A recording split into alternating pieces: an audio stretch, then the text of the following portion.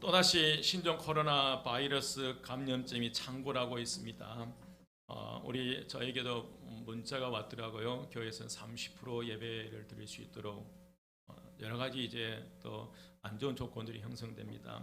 이런 상황 속에서도 여러분 성탄의 계절은 돌아왔습니다. 거리에는 크리스마스 트리가 등장했고요. 구세군 자선 냄비의 종소리도 울려 퍼집니다. 하지만 사랑의 온도계는 점처럼 올라갈 기미가 보이질 않아요.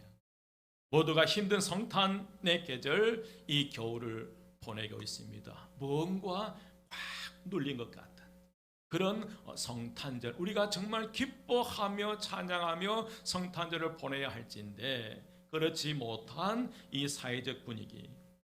그렇다면 2000년 전 예수님 탄생 시기 사회적 분위기는 어떠했을까?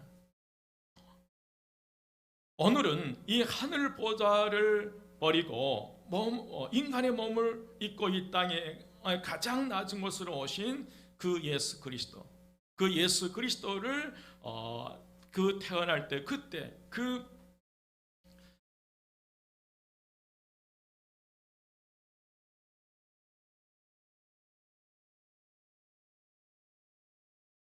그 시대, 그 암울한 현실 속에서 인간의 옷을 입고 오신 그 예수 그리스도를 기다리는 그 시기에 아기 예수님의 탄생 앞에 우리는 세 분류의 사람들을 만나게 됩니다. 바로 헤롯 왕과 대제사장과 서기관, 동방 박사들이 그렇습니다. 오늘은 이 세 분류의 사람들을 살펴보면서 더 큰 은혜가 임하시기를 주의 이름으로 축원드립니다. 첫 번째로 하나님의 성전을 지은 헤롯 왕입니다. 원래 유대인의 왕은 이 다윗 후손에게서만 나와야 합니다. 그러나 헤롯 왕은 에돔 사람으로서 로마 권력에 편승하여 유대인의 왕이 된 사람이 헤롯입니다.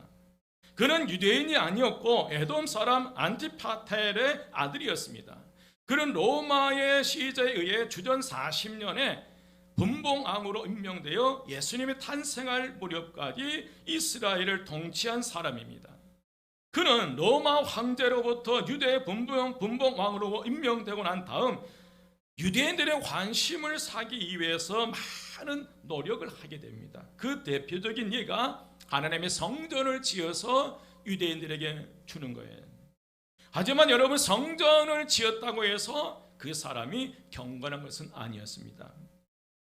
헤롯은 메시아를 죽이려고까지 했어요. 헤롯은 박사들에게 아기를 찾거든 자기에게 호해달라고 명령합니다. 겉으로는 그를 예배하려 한다 하였지만 실상은 자기의 권력을 위협하는 메시아를 죽이려는 음모였어요.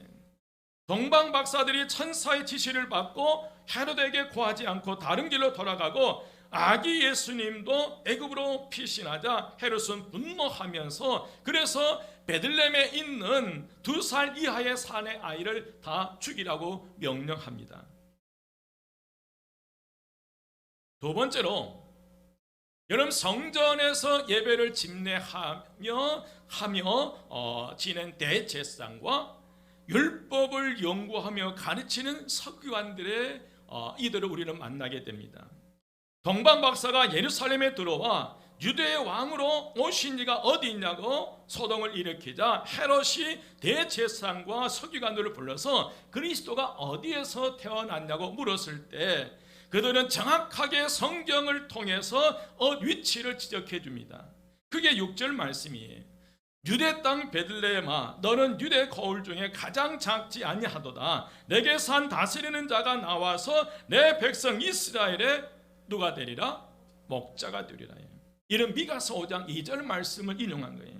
그런데 이상해요. 여러분, 대제사장들과 서기관들은 아기 예수님의 탄생지를 정확하게 알고 있으면서도 그들은 메시아를 찾으러 가지 않았어요. 궁금해서라도 찾아가야 하는데 그들은 그렇지 않았어요. 여러분, 대제사장들과 서기관들은 성경에 대한 지식, 메시아에 대한 지식이 있었음에도 불구하고 하나님이 엄청난 구원의 사건에 대해서 무관심해버렸어요. 오히려 그 얄팍한 지식 때문에 하나님의 구원의 역사에 대해 무관심해 버렸어요. 이들은 이미 영적 비만증에 걸리게 된 거예요. 하지만 여러분, 무관심이 불러오는 비극이 그 뒤에 일어납니다.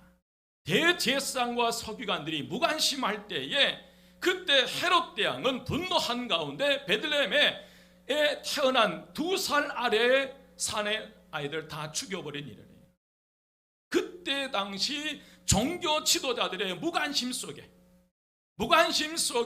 이 헤롯은 마음대로 엄청난 이 죄악을 저지름에도 불구하고 그 어느 누구도 아무 말도 못해요. 모른 척 해버리는 거예요. 여러분, 사랑의 반대말은 어떤 의미에서는 미움이 아니라 뭐예요? 무관심입니다. 무관심은 사람들의 마음을 메마르게 합니다. 신앙생활에 있어서 가장 무서운 적도 여러분 무관심이에요. 어떤 사람은 습관적으로 교회 출석을 합니다. 설교를 듣고 성경에 대한 지식도 있어요. 그러나 자신은 회개할 것도 없고 자신의 영적 상태를 돌아볼 생각도 안 해요. 더 이상 예수님에게 다가오지 않습니다. 하나님에 대한 이 갈급함도 없고 영혼 구원에 대한 무관심한 상태. 이런 무관심은 모두를 무너뜨리는 거예요. 이런 비유가 있습니다. 여기에 아름답게 꾸며진 꽃밭이 하나 있어요. 그런데 그 꽃밭이 왠지 마음에 들지를 않아요. 그래서 이 꽃밭을 없애버리고 싶어요. 그래서 꽃나무들을 파헤쳐버리면 아주 쉬운데, 그런데 더 쉬운 방법이 있어요. 그 쉬운 방법이 뭐냐면 그냥 무관심 상태에서 내버려 두는 거예요. 내버려 두면 서너 달 지나면 꽃밭에는 잡초밭으로 변하게 돼요. 자동적으로 무관심 상태 속에서 자동적으로 그 꽃밭은 사라지게 돼 있어요. 여러분, 믿음 생활을 망치는 비결이 여기에 있어요.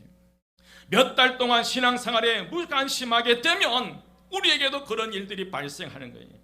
신종 코로나 바이러스 발병 이후 약 2년 동안에 장기적으로 결석하는 분들이 교회마다 많아졌어요. 그런데 그분들 가운데 수십 년 동안 신앙의 뿌리를 잘 내렸던 분들이라 할지라도 코로나로 인한 장기 결석이 결국 내 심령 속에 온갖 잡초들이 자람으로 말미암아, 세상의 온갖 잡초들이 내 심령 속에 내 신앙의 자람으로 말미암아 어쩌면 주님으로부터 점점점 멀어져요. 여러분, 참 안타까워요. 이제 전화도 안 받아줘요. 문자를 보내도 반응이 없어요. 관심이 없다는 거예요. 예수에 대한 관심, 그렇게 신앙생활 열심히 하고 그렇게 11조 생활하고 했던 그 분들이 어느 순간에 이 장기적으로 신앙생활을 멈추니까, 관심을 멈춰버리니까 모든 게 끝나고 나중에는 교회뿐만 아니라 교회에 더 나가서 예수에 대한 관심도 사라져버려요.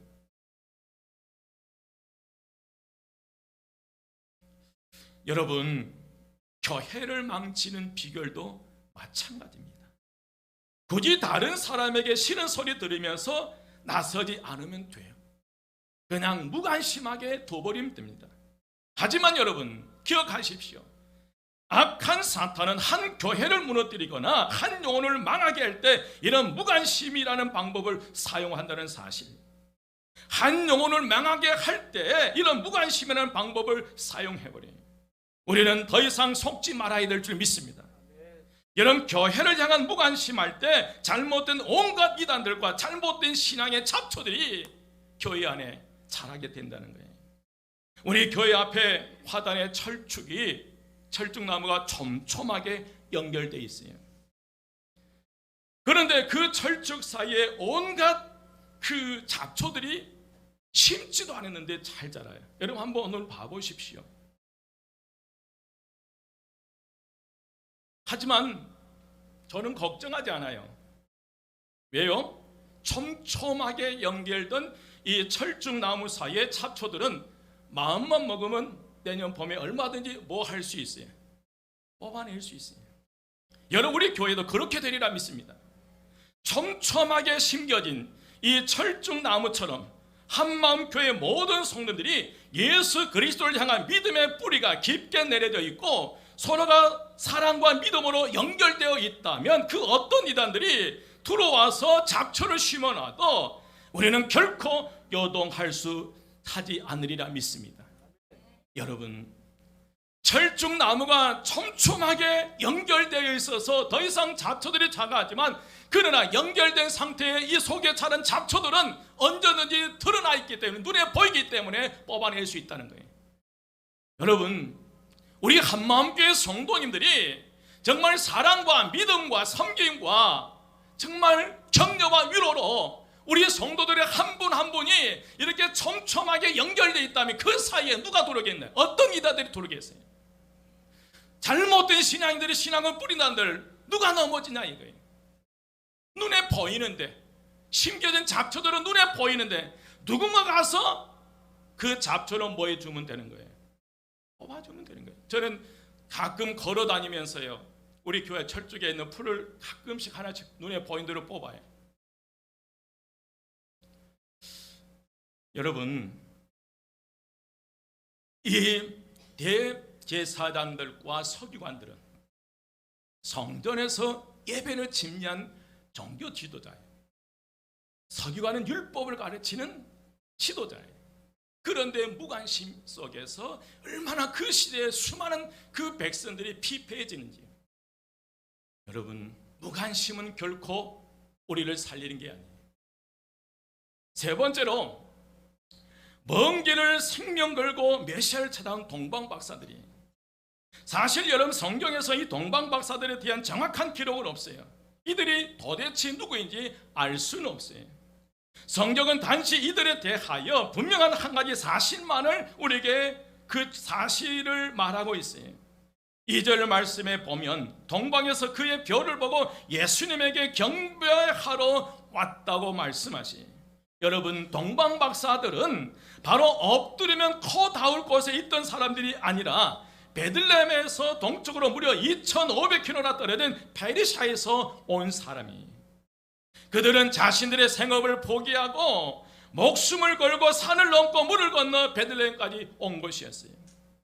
오는 동안 사나운 맹수를 만나 어려움을 당할 수 있었고요, 강도 떼를 만나 자신들이 가지고 있는 여비와 물건들을 다 빼앗길 수도 있는데 그들은 목숨 걸고 표를 따라서 베들레헴 메시아를 만나기 위해서 온 거예요. 그렇다고 동방박사들은 유대인도 아니요 이방인이었어요. 그런데도 왜 그들이 목숨을 걸고 페르시아에서 동방이 베들레헴까지 왔을까? 그것은 단 한 가지 이유, 메시아이신 아기 예수의 탄생을 축하하고 그분께 경배하기 위해서 목숨을 걸고 그 먼 거리를 여행한 거예요.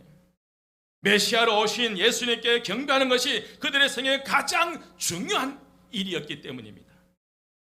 여러분, 2절 말씀 보시기 바랍니다. 2절 말씀 한 목소리로 봉독합니다. 다 같이 시작. 유대인의 왕으로 나신 이가 어디 계시냐? 우리가 동방에서 그의 별을 보고 그에게 경배하러 왔노라 하니. 아멘.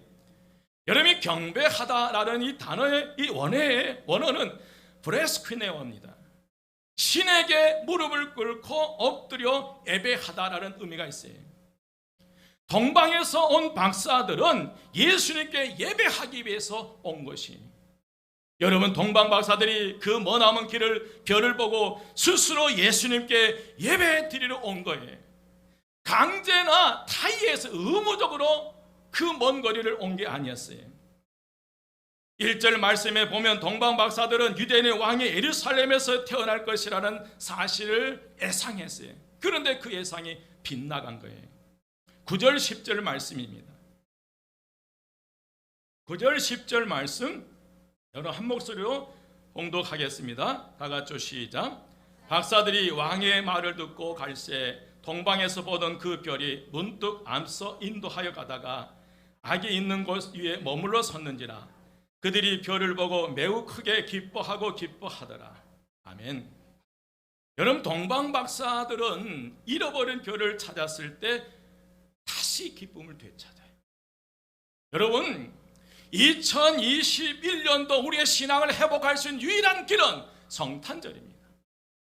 여러분 이 성탄절에 잃어버린 신앙을 되찾으시기를 주의 이름으로 축원드립니다. 여러분, 동방박사들 보십시오. 그들의 생각이 앞서버린 거예요. 그 2500km를 메시아의 별, 그 별 하나 보고 예루살렘까지 왔는데, 예루살렘에 도착하자 자기 생각에 들어가 버리는 거예요. 예루살렘에서 유대인의 왕에 이끌었다라는 자기 생각에 빠져서 그 별을 보지 않고 사람들에게 찾아가서 얘기한 거예요. 유대인의 왕으로 오신 이가 어디 있냐. 여러분, 그 한마디가, 그 인간적인 한마디가 베들레헴의 2살 아래의 아이들 다 살해를 당하는 일이 발생된다는 거예요. 이 동방박사들이 예루살렘으로 들어가지 않고 끝까지 별을 바라보며 별을 관찰하며 예루살렘을 들리지 않고 베들레헴으로 갔다면 이런 일들이 일어나지 않는 거예요. 여러분, 믿음으로 가십시오. 인간적인 생각, 사람의 생각이 들어가면 그 자체가 더 큰, 여러분의 가정에, 여러분의 인생에, 여러분의 삶에 더 큰 위기가 올 수 있어요. 힘들고 어렵더라도 끝까지 믿음의 별을 보십시오. 거기에 희망이 있고 소망이 있어요. 오늘 아침에 어떤 집사님이, 목사님 기쁜 소식이 있어요. 그래서 무슨 소식? 2 자녀가 다 취직했다는 거예요. 얼마나 감사한지. 좀 간증 좀 해, 그랬더니 막 웃더라고요. 여러분, 사는 게 힘들어요. 때로는 포기하고 싶어요. 그러나 결코 놓쳐서는 안 될 게 있어요. 우리 그리스도인들에게 있어서는 신앙의 별, 믿음의 별이에요. 이 별을 놓치면 예루살렘으로 들어가게 되는 것이고, 예루살렘으로 들어가면 또 다른 위기가 도래한다는 거예요. 거기에서 베들레헴에서 태어난 소식을 들었어요. 그런데 터덜터덜 걸어 나오는데 놓쳤던 뭐가 보이기 시작한 거예요. 별이 보이기 시작했어요. 그게 여러분 9절 10절이에요. 그들은 잃어버렸던 그 별을 되찾고 10절 말씀이에요. 10절 말씀, 그들이 별을 보고 매우 크게 기뻐하고 기뻐하더라. 여러분, 올 한 1년 동안 살아오면서 사람과의 관계 속에 우리가 시험에 들어 넘어질 때도 있어요. 그러나 이번 이 동방박사처럼 이 성탄절, 2021 이 성탄절을 우리가 맞이하면서 잃어버렸던 신앙을 되찾는 그런 귀한 축복의 날이 되시기를 주의 이름으로 축원드립니다. 11절 말씀이에요. 집에 들어가 아기와 그의 모친 마리아와 함께 있는 것을 보고 엎드려 아기께 경배하고 보배 합을 열어 황금과 유황과 몰약을 예물로 드리니라. 여러분, 동방박사들은 그 먼 길을 생명을 바쳐서 찾아왔을 뿐만 아니라 메시아에게 드릴 예물을 준비하고 왔겠어요. 여러분, 이 3가지 예물을 어디서부터 준비해 왔을 것 같아요? 출발 이전에서부터요. 여러분, 예물은 미리 준비한 거예요. 그래서 그들이 준비한 예물은 황금과 유황 모략인데, 많은 설교가들이, 학자들은 이 예물이 무엇을 상징하는지 이 많은 연구 끝에 내려온 결론들은, 황금은 예수님의 왕되심을 드러내기 위한 예물이요, 유황은 예수님의 신성을, 그리고 몰약은 사람들이 죽었을 때 사용하는 것으로 예수님의 인성을 드러낸다는 그런 의미가 있다고 말씀하시네요. 그러나 황금과 유황과 몰약이 어떤 것을 상징하느냐도 중요하지만 더 중요한 것은 그들이 드린 예물이 당시 이스라엘에서는 얻을 수 없는 가장 귀한 것들이었다는 거예요. 그들은 그 귀한 것을 자신을 위해서 쓰지 않았어요. 자녀들 위해 남겨두지도 않았고요. 그들은 메시아께 경배하기 위해 그들에게 있어서 가장 귀한 것들을 드렸어요. 동방박사들의 경배가 오늘 우리에게 가르쳐준 중요한 것이 바로 이런 의미예요. 여러분, 동방박사들이 몇 명인지 아세요? 몇 명인가요? 대부분 몇 명으로 알고 있어요? 3사람이에요. 그런데 이런 소설이 있어요. 오래전에 헨리 벤 다이크라는 분이 4번째 동방박사라는 책을 썼어요. 그 네 번째 동방박사의 이름은 얄타반이었습니다. 얄타반 또한 친구들로부터 새로운 왕의 탄생을 알리는 별이 서쪽에서부터 보인다는 그 소식을 접하게 돼요. 그래서 그들은 그 메시아를 경배하러 간다는 말을 듣고 이 얄타반도 그 새 동방박사와 함께 길을 떠나기로 약속을 해요. 얄타반은 아기 메시아를 경배하기 위해서 전 재산을 정리해서 세 가지 보물을 준비하는데 루비와 사파이어 그리고 진주 이 세 가지를 준비해서 길을 떠나게 됩니다. 얄타반은 다른 친구 동방박사를 만나기 위해서 열심히 길을 가는 도중에 병든 가난한 히브리인을 만나게 돼요. 도저히 그대로 두면 죽을 것 같아서 이 얄타반은 그냥 지나치지 못하고 그를 간호해 주고 떠나면서 아기 예수님께 드리려고 했던 누비를 그에게 주면서 치료를 더 받게 합니다.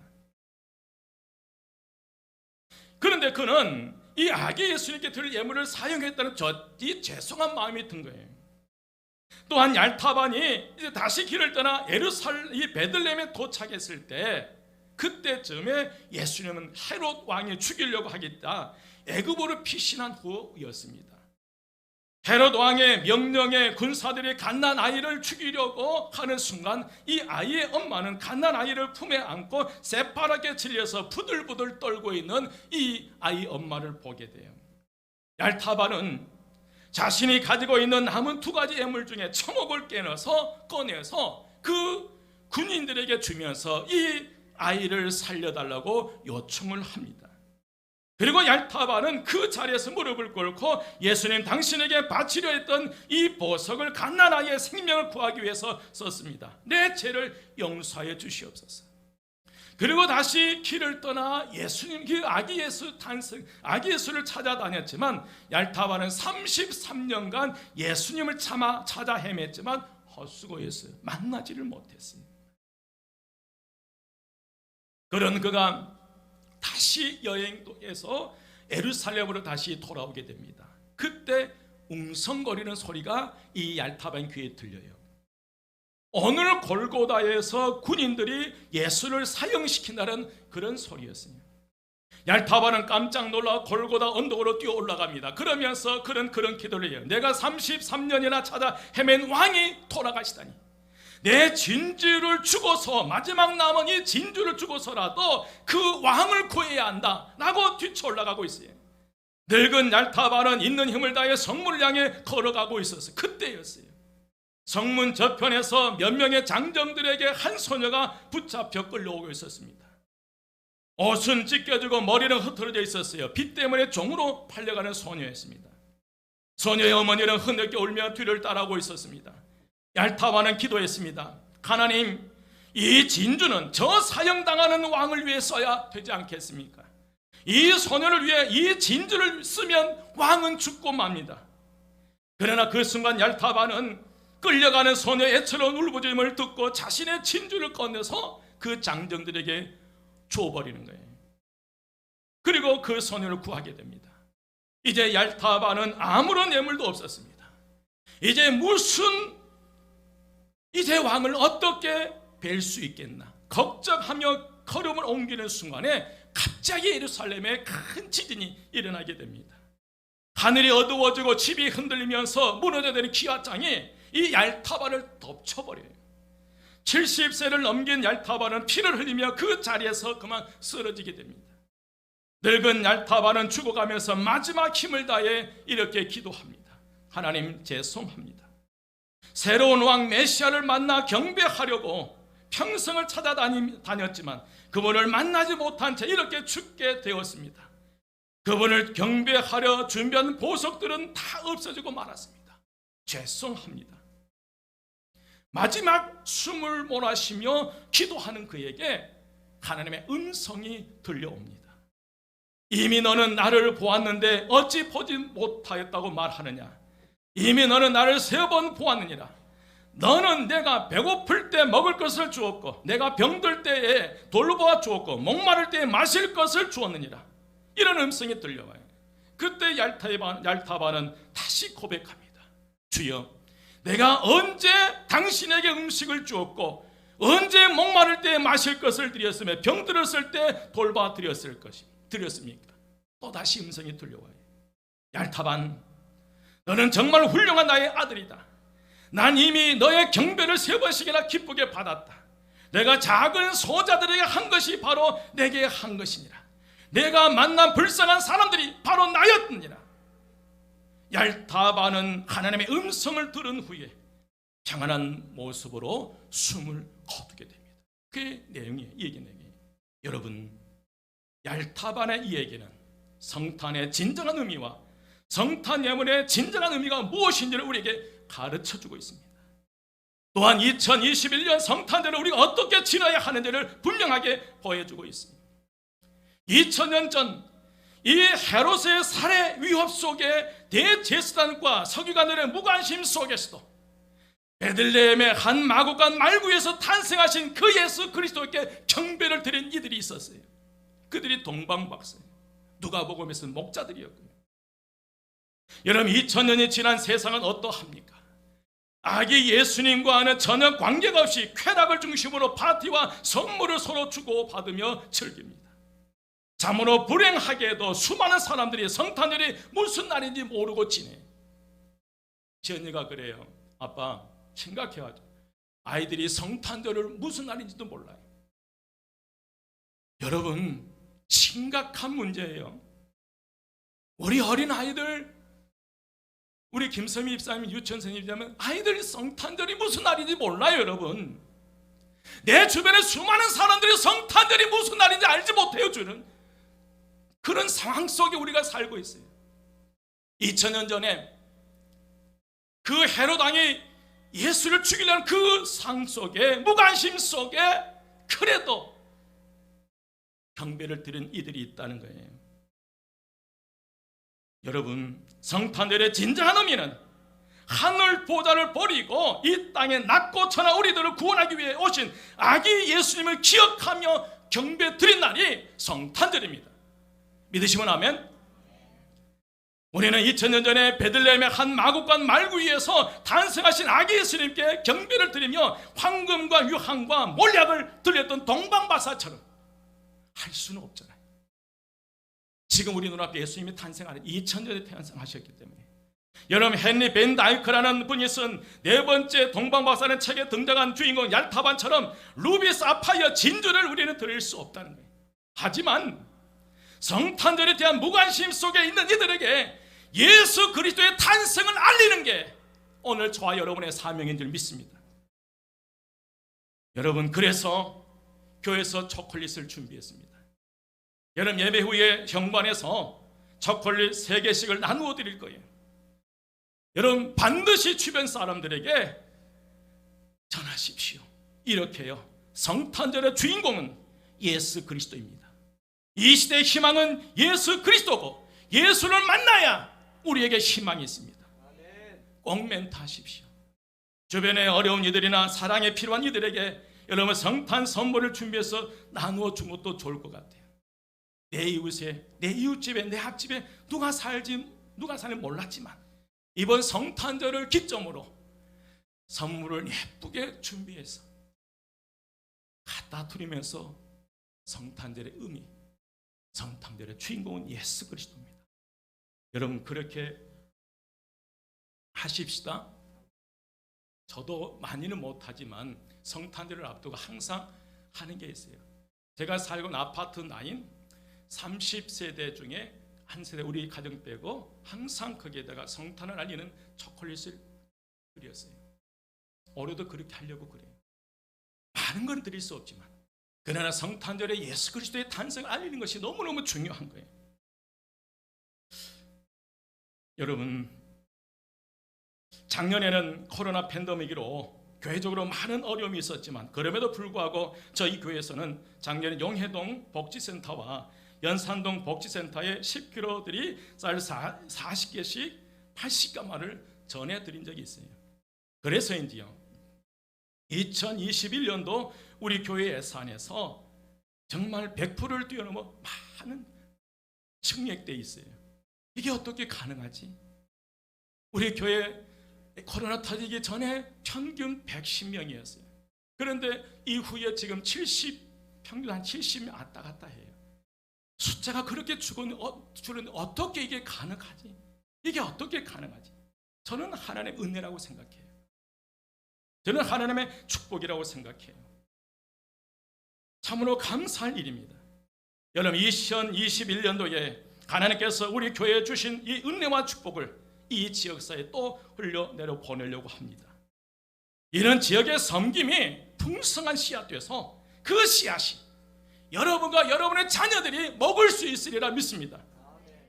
2022년도에도 저와 여러분의 가정과 교회와 하시는 모든 사업과 이 나라와 이 민족 위에 은혜와 사랑과 축복이 가득하시기를 주의 이름으로 축원드립니다. 여러분, 미래는 우리가 만들어 가는 거예요. 하나님이 도우심이 아니면 어떻게 가능해요, 여러분? 여러분 그런 계산서 우리에게 되는 거예요. 딱 주는 상태에서 애살은 더 많이 나왔어요. 이게 가능해요? 하나님께서 함께 하시면 가능하리라 믿습니다. 여러분 눈앞에 믿음의 눈으로 보셔야 돼요.